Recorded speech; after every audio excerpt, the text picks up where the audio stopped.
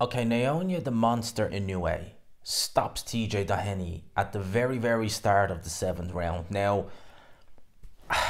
TJ Dohney, put it like this, right? This week so far, I've been a bit sick. In fact, today I ended up, having to go home.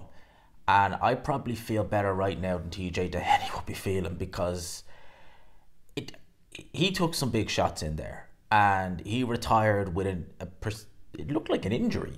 Um, it looked almost, and it almost looked like Inoue hit him in the rib cage and hit him so hard something went wrong in his back because he certainly had a massive bruise along his rib kind of cage there. And when Inoue hit him, it just seemed like something went behind him. And I know some people have speculated that was what happened when Ryan Burnett fought Neither Than Air many years ago now, that he took a body shot and something went on his back or something like that. Well, it certainly looked like something went on TJ Doheney's back, just certainly judging by his reaction. Now, I want to give a big, massive apology to TJ Doheney because I was very dismissive of his chances in there. And of course, he did lose, but I thought he would be done in a round or two. I really did. So I owe him a big apology for that because his game plan early on was actually very good. TJ Doheney, obviously with Inoue is someone who is tremendously talented. I know people would say, oh, he's just a puncher. He's not just a puncher. If I was training someone, if you gave me a novice boxer and you wanted me to show him who to look at in terms of footwork, I would say look at Inoue. Look at his footwork. Look at his position of his feet. Look at the way he's able to move, especially in there with his southpaw. Some of the things he was doing with his feet, stepping in and over the lead foot.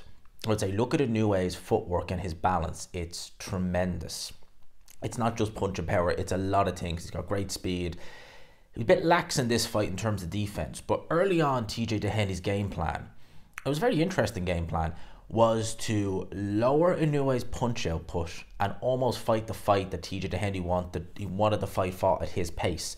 So what he did is he was bobbing and weaving an awful lot. He was moving an awful lot. Some would say maybe excessive. He would even get himself back up to the corner, back up again the ropes. And he did shift a couple of shots. Not many, but it shows how hard Inoue hits that his face was still reddening up. Inoue's punch output, because of that, dropped. It dropped significantly. And TJ Doheney has a bit of punch and power as well. So he was able to, I think early on, keep Inoue on it. Inoue thinking of what was coming back. Because you look at the first two rounds, Inoue's not throwing a great deal. He is landing. TJ Doheney's face is evidence for that. He is landing, but he's not landing at the kind of rate, and he's not throwing. He's not having the punch output that you would expect from Naoya Inoue. That was, for me, I was looking at it like, oh wow, this is very technical. I wasn't expecting that, to be honest with you, early on in this fight. And then in round three, which was a very good round for TJ Doheney, this is how offensively good Inoue is. It's very rare you have opponents who would outland him in a round. I mean, very rare. I think, well, I gave that round to TJ Doheney. I suspect he did outland Inoue because he was landing some good shots on Naoya Inoue. And again, Inoue was fighting the fight at Doheney's pace, a pace he's comfy with. However, after round four, it seemed as though Inoue was able to get a read on the movement of TJ Doheney. He was able to use his feet to get Doheney backed up again, which he was doing before, but he was making a big investment in Doheney's body. Doheney's 37 years old. All right, so those body shots will pay dividends, and then Inoue started upping the tempo. Once he started upping the tempo, that's when TJ Doheney started to shift some punishment. And round five, much of the same. Round number six was a particularly torrid round for TJ Doheney. He was shifting a lot of punishment in there. You started seeing Inoue land a lot more body shots, a lot more right hands to the head. And there was a lovely little sneaky right hand where they were both in a clinch. They kind of moved and threw the right hand at the same time. It was beautiful. It landed bang on the button for TJ Doheney.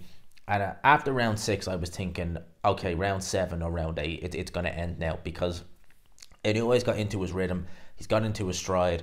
TJ Doheney, as game as he was, and honestly, I can't emphasize enough how apologetic I am towards him for dismissing him. And again, yeah, he didn't win, but he did miles better than I thought he would have. Miles better. I knew TJ Doheney wouldn't be able to maintain that pace. The pace Inoue was now setting, Doheney was never going to be able to match that pace.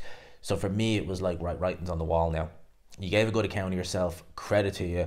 but the writing is on the wall. Inoue is comfy. He's in his pace. He's in his tempo. You know, in the nicest way, it's over. And yeah, started round 7. Inoue landed a right hand. Appeared to stun Dohney. Then he landed a combination, culminating, I think it was a left hook to the body. Dohney indicated around there something went, and that was the end of the fight. The motion to the referee that he wasn't able to continue, the referee quite rightly waved it off, and that was that. Inoue retains.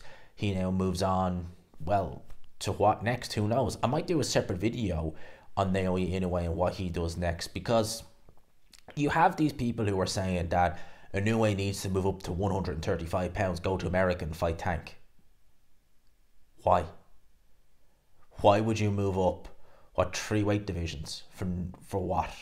You're going to be so undersized. And you say, well, until he goes to America, he's unproven. Excuse me? What? He's fought in America a couple of times. Why does he need to? They're making more money in Japan. Look at the arena. It was packed. They're making more money in Japan. The fighters are happy to go over there. At the end of the day, America is not the be-all and end-all when it comes to boxing. Does Joshua and Fury, if that was to happen, where would it happen? Would it happen in America? No, it would happen in either the UK or Saudi Arabia. They're pretty much the two places that you go pretty much nowadays for boxing, or you certainly go to kind of where you make the most money and where the fans are invested. It was maybe back in the 90s, early 2000s, America was the place to go. And there's still that kind of, I don't know what they call it, arrogance amongst the kind of American fans where like, oh no, they need to prove themselves in America. It's like, well, not really. I mean, like, you know, Inoue's proved him. Inoue is based in Japan and he's doing brilliant numbers over there. If he went to America, would it be the same? Wouldn't make any difference to his performances. When I've seen him over there, he's looked fine. So him against Tank, no. Like if they did, I'd be making Tank firm favourite. It's just a bridge way too far. I mean, I think that 130 pounds would probably be the limit for Inoue. 126 pounds, you may see him look a bit more unspectacular. Only a bit though. Only a bit. So yeah, 135 is just, no. There's just no point. Unless he just wants to cash himself out, then yeah, go for it. But if you don't, I don't see the point in it. So that's what I got to say on that. Interesting fight. Good performance by TJ Dohney. Inoue downloading the information, figured his man out. And once he did, the right was on the wall and he took TJ Dohney out in 7 rounds. He is still one of my favourite fighters. I love watching him. I'd love to know, will he move up to 126 next fight, or will he carry on his reign as undisputed super bantamweight champion? I'd love to know your thoughts. I'd love to know your thoughts in the comment section. Please leave them and I'll have a read. And yeah, at the time of recording, I hit 20k subs. So even though I'm a bit sick today, that's made up for it. So I'll leave it there. Hope you enjoyed it, people. Smash the like button if you could. Subscribe, of course, if you haven't already. Peace.